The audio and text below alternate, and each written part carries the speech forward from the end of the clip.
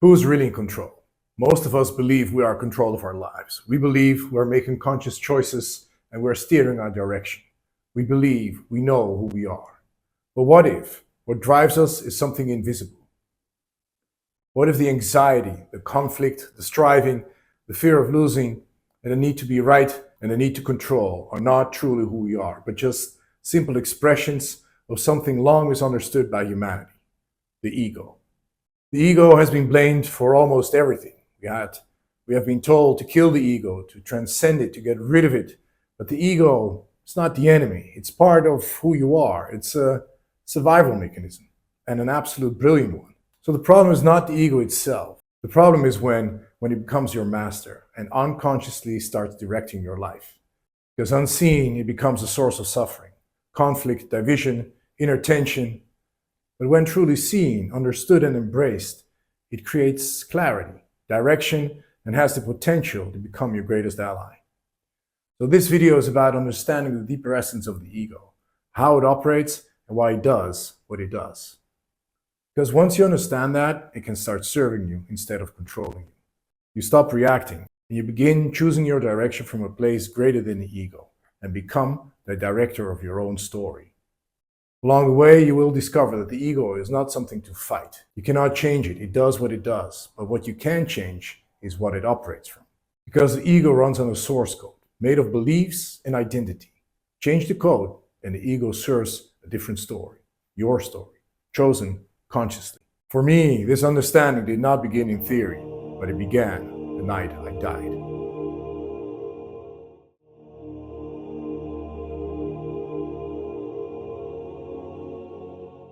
When I was 22 years old and studying in Spain, everything changed in an instant. I stepped out of a car on a crowded boulevard and I heard a big bang, and I looked over my shoulder and a car came straight at me at high speed, and then boom, and then nothing. The next thing I knew, I was floating in a sea of oneness. No body, just pure consciousness. And I was one with everything that is. And I went on quite a journey. But after I don't know how long, because time didn't seem to exist, I saw my lifeless body lying on the ground. I remember wondering, why is my body down there, yet I'm observing it from up here? So who am I, and who's doing the observing? And then something whispered to me, Michel, you still have a life to live. Before I knew it, I was back in my body. A drunk driver almost took my life that night. I survived, but I did lose my left leg above the knee. Yet I gained something very valuable too, a glimpse beyond the ego, a direct experience of the consciousness that contains it, and can observe it, and ultimately guide it.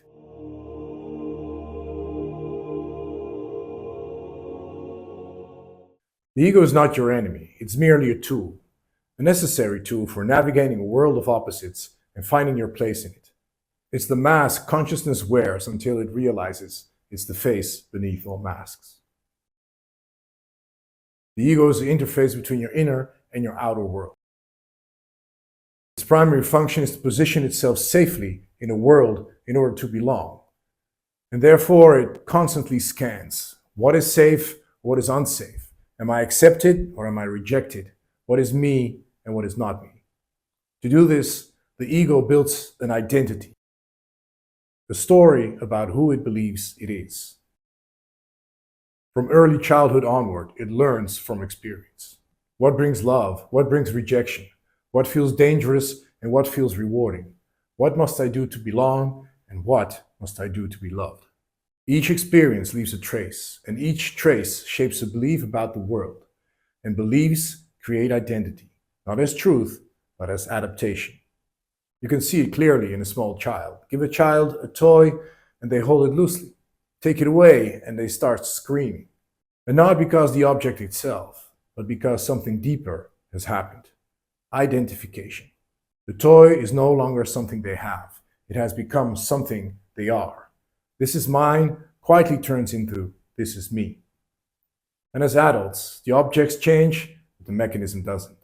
We identify with our roles, our achievements, our failures, our beliefs, our pains, our past, and we don't just possess them, we become them. And once the ego has built an identity, it treats that identity as survival. It doesn't ask whether the story is true. I don't ask if the story is true. What does it mean for me? It only asks, what does it mean for me?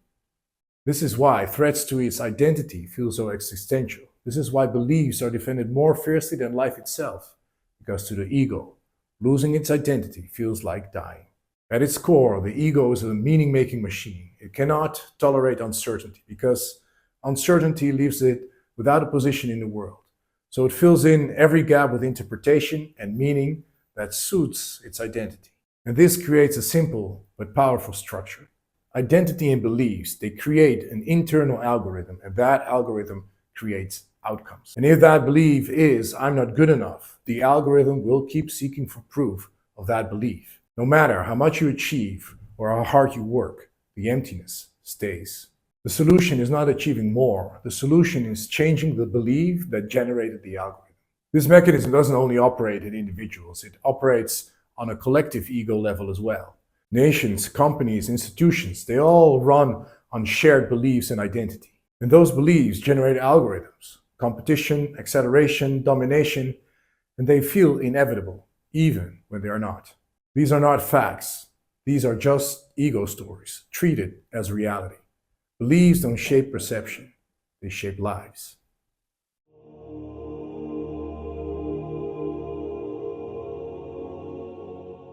Seven months after my accident, I joined a disability trip in Austria. I was still learning how to live again, still finding out who I was with one leg. On that last day, I went into an après-ski bar, and two amputees from my group, they were dancing on top of the bar, laughing, singing, and radiating joy. They weren't hiding, they weren't ashamed, they were simply celebrating life fully. Later that evening, back at the hotel, others sat together and were talking about their accidents, their losses, their limitations. I saw it's the same trauma, same loss, but different belief systems and very different lived realities. The only difference was the story that I identified with. And one story said, "This happened to me, I am broken," and the other said, "This happened and I will live fully because of it." And then it became clear to me, it's not what happens to us that defines us, it's the meaning we give to it. We choose the lens through which we see the world, and meaning is not a fact, it's just an interpretation, it's a choice. No one assigns meaning to your experiences but you. And that is both confronting and deeply empowering, because the moment that you see that, you realize you're not the event, you're the storyteller. Now, the ego doesn't speak with just one voice. The mask it wears are not lies, they are strategies, adaptive responses that once helped you survive.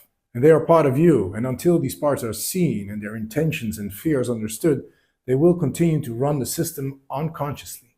And in the next chapter, we will look more closely at these masks, not as flaws to eliminate, but as inner parts waiting to be understood, seen, and integrated.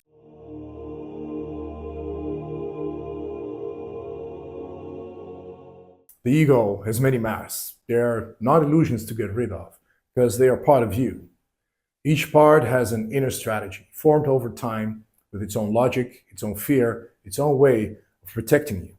And underneath, they all have a positive intention, protecting you from pain. And most protective parts are born early in life, moments when you were hurt, not seen, not heard, not loved. When love felt conditional, when belonging felt uncertain, you adapted. Psyche learned quickly, this hurts, so let's make sure this never happens again. The inner critic learned that pushing hard might prevent from being overlooked. And the perfectionist learned that being perfect would earn you love. And the pleaser learned that pleasing others could secure acceptance. Different wounds, different strategies, but same logic. Avoid pain, stay in control. Don't risk losing love. These parts are not malicious. You see, they are loyal. They act from fear, not to hurt you, but to prevent these core pains from happening again. Not all parts come from wounds. Some parts are untouched by fear, like your creativity, your joy, your playfulness, your capacity to love. They were never broken, only overshadowed. Protective parts tend to dominate because moving away from pain is often, much stronger than moving towards pleasure. And that's where the paradox begins, because the parts creating most suffering are often the ones trying hardest to protect you. It's the inner critic who tries to protect you from feeling not good enough and becomes the voice that says, See, I told you so. You can't do it. The perfectionist tries to protect you from failure, but keeps raising the bar until nothing you do is ever good enough. And the pleaser tries to protect you from losing love and becomes the part that says yes, even when your entire body says no. Recognize any of these parts? Write the one you recognize most in the comments below. Through overprotection, they create the very thing they're trying to avoid. The core pains that form these parts may be decades in the past, but the mechanism still runs as if the threat were present right now. And the moment you begin to see that, something shifts. You can step back and say, my inner critic is active right now, instead of, this is who I am. That shift is disidentification. It's subtle, yet very powerful. But here's the deeper problem. The ego is ingenious and very adaptive. Just when you think you've understood it, it takes on a new form.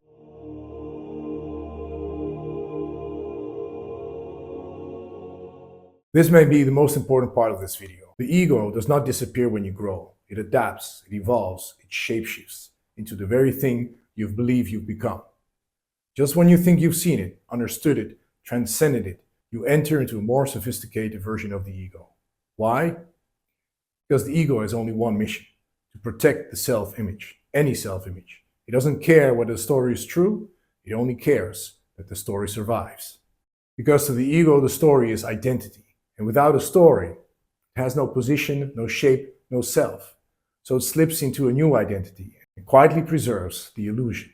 The ego will agree with your growth, it will support your insight, it will celebrate every breakthrough, and then say, look at you now, you've transcended, well done. Now that's the ego trap. The ego is a story, and so no story means no ego. And so the ego would rather suffer or even die than surrender its story. And so it creates a new one. I'm the spiritual one. I'm not like that anymore. I am egoless. And just like that, a new part is born, the spiritual ego. The most subtle and dangerous of all, because it makes you believe the ego no longer exists. The spiritual ego is just an example, one that is easier to recognize. But the ego does this all the time. It becomes the achiever, the victim, the rebel, the humble one, or the savior. It constantly reinvents itself, slipping into whatever identity that keeps it alive, so it can go unnoticed. It's a real genius at this, subtle and relentless. And there's one very reliable sign that the ego is running the show, and that sign is judgment. When you find yourself judging others or silently judging yourself, you're almost always defending an identity. You see, the ego measures, compares, ranks, who's right, who's wrong, who's ahead, who's behind. If I can place you below me, I feel safe. If I place myself below you, I confirm the story that I'm not good enough. That's how it works. Judgment is not clarity. It's the ego stabilizing its position. The stronger the judgment, the deeper the identification. And awareness does not judge, it simply sees. And beneath all these defending parts, there's a much more pure and vulnerable one, the inner child. The part that often carries our earliest pain, quietly pushed behind inner walls, while the stronger parts protect its story and its pure essence. Because the inner child is not only pain, it's our divine spark, and it's the source of our pureness, joy, creativity, and loving nature. A nurtured inner child restores innocence and pureness, and through that innocence, we reconnect to our pure essence. Because when we first come into this world as a baby, there's no story yet, no identification, only pure presence. Now, does all this mean the ego is the enemy? No, the ego is not a flaw to be removed. It's part of you, and it simply wants to keep the self-image alive. That's its role. Because identification is necessary. We need it to function, to act, to build, to protect, to get things done in this world. The ego's intention is positive. It always was. The challenge is not to destroy the ego. The challenge is awareness. Because life is a constant flow between being identified and zooming out, between playing the role and remembering you are not the role. You get pulled back in. The ego will fool you again and again, and that's okay. That's its nature. The question is not whether you will lose awareness, because you will. The question is, how quickly will you be able to return to it? You cannot transcend the ego forever. It's just part of who you are. To find your place in this world, you need an ego to operate. It's simple as that. You see, the goal was never to rise above it because that is the ego in disguise again. You get it?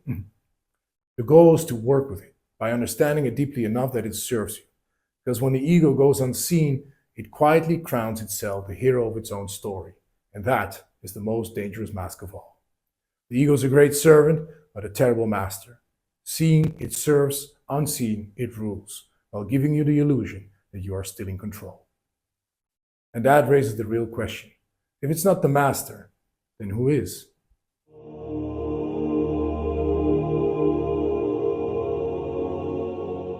Think of your inner world as a theater.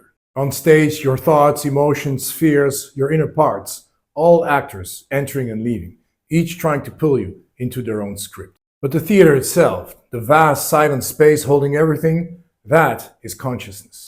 Everything you experience emerges within your own consciousness, because nothing can exist outside of it. This consciousness was there long before the ego was born and remains well after every thought and emotion dissolves. At the deepest level, you're not the actors on the stage. You are the theater, the space in which it all unfolds.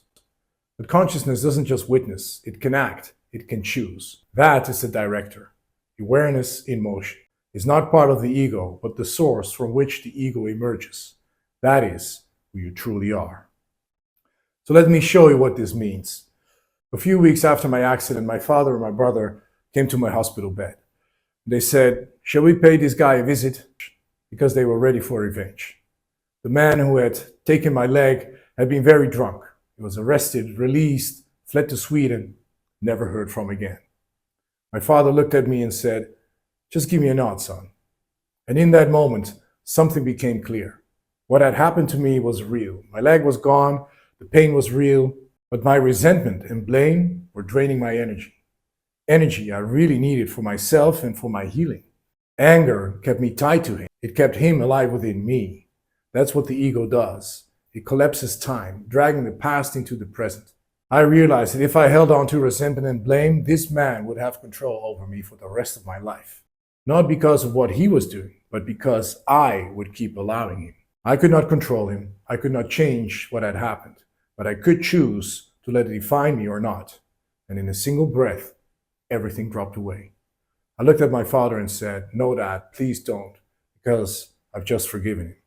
Not because I was spiritual, not because forgiveness is noble, but because the director stepped in and said, "Cut, this story ends here." And from that moment until today, more than 30 years later, not a trace of anger, not a moment of resentment. It was simply gone. I didn't just forgive him, I disidentified from the story. And when identification with the pain dissolves, only wisdom remains. There's a deeper insight here, you see. Pain after something happened to you is natural. It's part of grieving, part of the process of what has been lost. But holding on to the pain beyond the time of mourning, that is something completely different. At that time, the pain is no longer about what happened. It becomes about who you believe you are because of it. This happened to me, it quietly becomes, this is me. And that's where suffering begins. The ego turns pain into identity. And once pain becomes identity, then just like with a little child and its toy, letting go feels like losing part of yourself, even when that part is painful and is destroying you.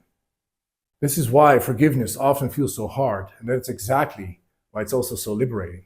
Because forgiveness places the pain back on the timeline where it belongs, in the past. You free yourself in this moment from carrying yesterday into today. And something else dissolves with it, the need to control.